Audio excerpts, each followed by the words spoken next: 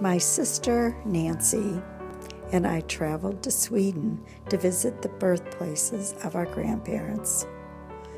We grew up with a strong connection with my family background.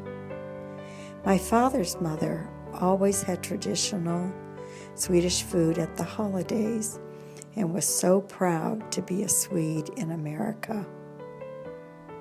We traveled to Virserum to visit relatives on my mother's side, where my grandfather's family home was part of a living museum. The most remarkable thing for us was to see the actual baby swing our grandfather sat in as a child. We wanted to go and see where our relatives were buried. So my cousin Elsa's children took us to the cemetery outside the local church. Seeing the headstones with our family name, suddenly I was surprised. There was a connection like none other. I had come home. We also wanted to see my father's side of our family. We visited with relatives and saw the home my grandmother grew up in.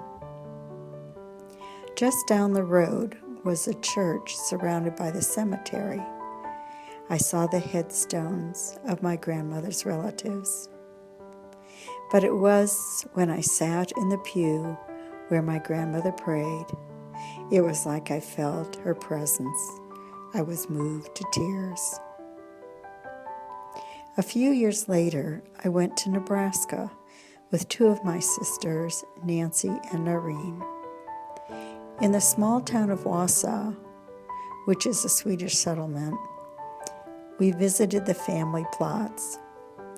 I attended church and sat in the same pews my great-grandparents and grandparents sat in. Again, that same strong connection to my grandmother was there.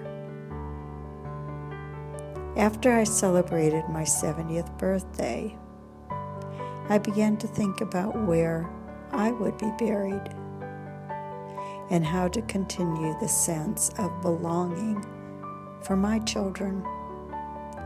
I have decided to have a portion of my ashes buried in Nebraska in the family plot.